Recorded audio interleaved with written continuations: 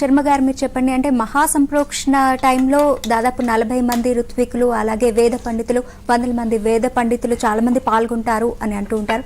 మరి ఈ సందర్భంలో ప్రత్యేకంగా దర్శనం చేసుకోవడం వల్ల ఏదైనా పుణ్యం కలుగుతుంది అని ఇటువంటి ఏమైనా ఉంటాయంటారు? అమ్మా, ఎప్పుడు స్వామివారి దర్శనం చేసుకున్నా, ఆయన స్మరణ చేసుకున్నా, ఆయన గురించినటువంటి ఏ చిన్న సేవ చేసుకోగలిగే భాగ్యం దక్కినా అది ఎన్నో జన్మల సుకృతం ఉంటే తప్ప లభించేటటువంటిది కాదు. ఈ సమయంలో చాలా ప్రత్యేకం. ఎప్పుడైనా మామూలప్పుడు కంటే కూడా ఉత్సవాలప్పుడు దర్శనానికి చాలా ప్రాధాన్యత ఉంటుంది. ఆ ఉత్సవాల్లాగా చక్కగా కళాపకర్షణంతా చేసి తీసుకొని వెళ్ళి అక్కడ పెట్టి అంతా ఎంత వైభవంగా ఉంటుంది. హోమాలు అన్నీ చేస్తూ ఉంటే చాలా మందికి చూడాలనే కోరిక ఉంటుంది. కాబట్టి ఈ సమయములో దర్శనానికి ఒక ప్రత్యేకత ఉంటుంది, ఓ ప్రాధాన్యత ఉంటుంది ఎప్పుడు. కాకపోతే ఇప్పుడు మాత్రము దర్శనాల గురించి కంటే కూడా మనం మాట్లాడుకోవాల్సిందే. ఒక పక్కన రమణ దీక్షితులు గారు లడ్డూ పోటు తవ్వారు అని ఆయన ఒక ఆరోపణ చేశారు. ప్రత్యక్షమైన ఆరోపణ, అవినీతి ఆరోపణ. అది ఆ ఆరోపణ చేసినప్పుడు ఇలాంటి సమయంలో, ఆరోపణ చేసిన సమయంలో వెంటనే ఆయన్ని తీసేయడం జరిగింది. ఆయన మీద ఏం యాక్షన్ తీసుకోలేదు. మాకు ఆశ్చర్యం ఏంటంటే కనీసం ఆయన మీదైనా ఒక సిబిసిఐడి ఎంక్వైరీ వేసుంటే చాలా ఆనందపడి ఉండేవాళ్ళం. పింక్ డైమండ్ లేదు, ఆయన మీద లేదు, దీని మీద లేదు, అసలు ఏ విధమైన యాక్షన్ లేదు. ఎందుకో ప్రభుత్వం జంకి వెనక్కి వెళ్తోందా? ఎలాంటిది తీసుకోలేదు. తీసుకోకపోగా ఇవాళ ఏం చేస్తున్నారు? సీసీటీవీ కెమెరాలను ఆపేయడం, ఎప్పుడూ లేనటువంటి నిర్ణయాలను మీరు తీసుకుంటున్నారు.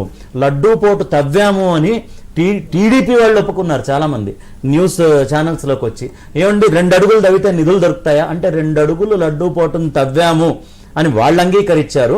లడ్డూ పోట్లో ఏదో నిధి ఉంది, మార్పులు చేశారు అని వీరన్నారు. కోయిన్సైడ్ కూడా అవుతున్నాయి. మరి ఆ 2 అడుగులు తవ్వినటువంటి కెమెరా బిట్స్ మీ దగ్గర ఏమన్నా ఉన్నాయా? అవి ఎందుకు మీరు రిలీజ్ చేయట్లేదు?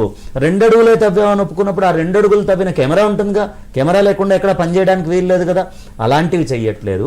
ఇప్పుడు ఉన్నటువంటి కెమెరాలని కూడా వీళ్ళు పూర్తిగా ఆపేసేటటువంటి ప్రయత్నాలు చేస్తున్నారు. కాదు, మాకు ఎస్వీబీసీలో లైవ్ ఇవ్వండి. ఇంకా వేద పండితుల విషయం మీరు అడిగారు కదా. సరే, మామూలు జనానికి మేము దర్శనం ఇవ్వలేమంటున్నారు కదా. ఇవాళ టీటీడీ రాష్ట్రంలో 2 రాష్ట్రాల్లో చాలా మంది వేద పండితులకి ప్రతి నెల జీతము ఇస్తూ ఉంది. వాళ్ళందరినీ కుటుంబాలతో సహా ఆహ్వానించండి, వాళ్ళకు ఉండడానికి గదులు ఇవ్వండి. వాళ్ళందరినీ అహోరాత్ర పారాయణం చేశారుగా 57లో, నిర్విరామంగా పారాయణం చేశారుగా. 9 రోజులు నిర్విరామంగా పారాయణ అవుతూనే ఉంది కదా. అలాగే ఇప్పుడు కూడా వాళ్ళందరినీ అక్కడ కూర్చోబెట్టండి, నిర్విరామంగా పారాయణం చేయించండి. తర్వాత ఎంప్లాయీస్ మీకు పాపం ఎప్పుడు వాళ్ళు ఊడ్చే వాళ్ళ దగ్గర నుంచి అందరూ చాకరీ చేసేవాళ్లే కదా. సరే, వాళ్ళకి సెలవులు ఇచ్చారు. సెలవులు ఇచ్చిన వాళ్ళని, వాళ్ళ కుటుంబ సభ్యులకి, వాళ్ళు పిలిచేటటువంటి వాళ్ళకైనా దర్శనం ఇవ్వండి. మీ ఎంప్లాయీస్కి ప్రాధాన్యత ఇవ్వండి, మీ ఎంప్లాయీస్కి ఇంపార్టెన్స్ ఇవ్వండి. ఎంతసేపు ఉన్నా గొడ్డు చాకరీ చేయించుకోవడమైనా కాదు కదా. వాళ్ళకు కూడా కొన్ని ప్రివిలేజెస్ ఇవ్వండి. 12 ఏళ్లకు ఒకసారి చేస్తున్నారు. మీరు ఎంప్లాయీస్గా మీరు పిలుచుకుంటే 3 పిలుచుకోండి, మీ బంధువర్గాన్ని పిలుచుకోండి, మీ అందరికీ దర్శనాలు ఇస్తామని 2 గంటల టైంలో మీరు చాలా ఇంకా వేరే విధమైనటువంటి ప్రతిపాదనలు చేయొచ్చు కదా. అలాంటివి ఏమీ చెయ్యట్లేదు. మాకు ఖచ్చితంగా దూరదర్శన్లో ఎస్వీబీసీలో వీటి లైవ్ బిట్స్ ని కవరేజ్ చేసి వెయ్యాలి. మేము ఇళ్లల్లో కూర్చొని స్వామి మీరు జనం వస్తే కంట్రోల్ చేయలేమనేదేగా మీ ఇబ్బంది. ఈ విధంగా మీరు జనాన్ని లోపల ఉంచుకోండి, ఈ విధంగా ఉపన్యాసాలు పెట్టించండి, ఈ విధంగా యజ్ఞయాగాదులు చేయించండి, ఎంప్లాయీస్ అందరికీ ప్రాధాన్యత ఇవ్వండి. ఎట్ ద సేమ్ టైం ఎస్వీబీసీలో తర్వాత దూరదర్శన్లో మాకు లైవ్ ఇవ్వండి. కెమెరాలు నిల్వ చేయండి లోపలికి.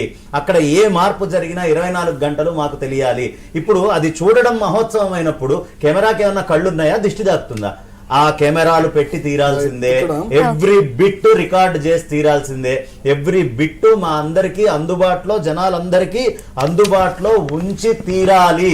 ఏ విధమైనటువంటి నిర్ణయం తీసుకుంటారో ఇది ముఖ్యమంత్రి గారైనా సరే ఇమీడియట్ గా ఇందాక 14th చాప్టర్ లో చెప్పినట్టు దీన్ని రివ్యూ చేసి తక్కువని మార్చి ఆ ప్రదేశంలో ఆయన ఈ నిర్ణయాలను కనుక చెయ్యకపోతే ఇది ప్రభుత్వానికి కూడా దగ్గరికి వెళ్లేటటువంటి అవకాశం ఉంది. ఆ ప్రభుత్వం అంటే మాకు గౌరవం ఉంది కాబట్టి అది నిశ్చలంగా ఉండాలి. కాబట్టి ఇంత గట్టిగా మేము చెప్తున్నాం.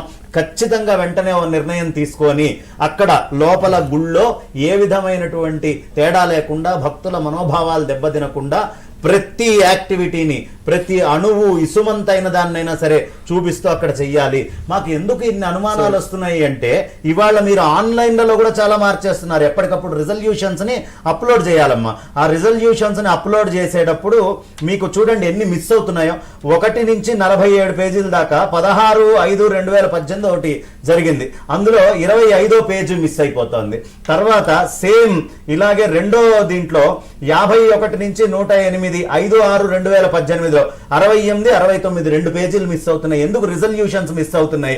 111 నుంచి 2007 26/6/2018 అక్కడ ఎన్ని పేజీలు మిస్ అయినాయి చూడండి. 122, 124, 125, 125 ఇలా అనేకమైనటువంటి పేజీలు, 1, 2 కాదు, 125, 126, 127, 157, 237, 238, 269 ఇన్ని పేజీలు మిస్ అవుతున్నాయి రిజల్యూషన్ కాపీస్ లో. ఎందుకు మీరు అప్లోడ్ చేయట్లేదు? 14/7/2018 అసలు పూర్తిగా అప్లోడ్ చేయలేదు. కాబట్టి ఏదో తేడా జరుగుతోంది. ఇలాంటి అప్లోడింగ్స్ లో తేడా వస్తుంది. మీకు ఈ కొత్త కమిటీ వచ్చిన దగ్గర నుంచి ఏ ఒక్క హిందువు కూడా సంతోషంగా లేడు. కాబట్టి ఇమీడియట్ గా అక్కడ ఉండేటటువంటి ఇప్పుడున్న ట్రస్ట్ ని ఇన్ని చోట్ల ఎక్కడ ఏసారి బోర్డు మీటింగ్ పెట్టినా మా విశ్వసనీయత పూర్తిగా కోల్పోతున్నారు. కాబట్టి వెంటనే ఆ టీటీడీ బోర్డుని బర్తరఫ్ చేయాలి. బేషరతుగా చంద్రబాబు నాయుడు గారు యోగ్యులైనటువంటి వాళ్ళని, అక్కడ ఉన్నటువంటి జియ్యంగార్లని, చిన్నజీయర్ స్వామి వారిని, ఇంకా పీఠాధిపతుల్ని, శృంగేరి ఇత్యాది పీఠాలని అన్నిటినీ ఆశ్రయించి వైఖానస ఆగమాన్ని తెలిసినటువంటి వాళ్ళని తీసుకొని ఒక సక్రమమైనటువంటి బోర్డు గనక ఏర్పాటు చేయకపోతే ప్రజల్లో పరిపూర్ణంగా ఇవాళ విశ్వాసాన్ని కోల్పోతారు. దీంట్లో అనుమానం లేదు.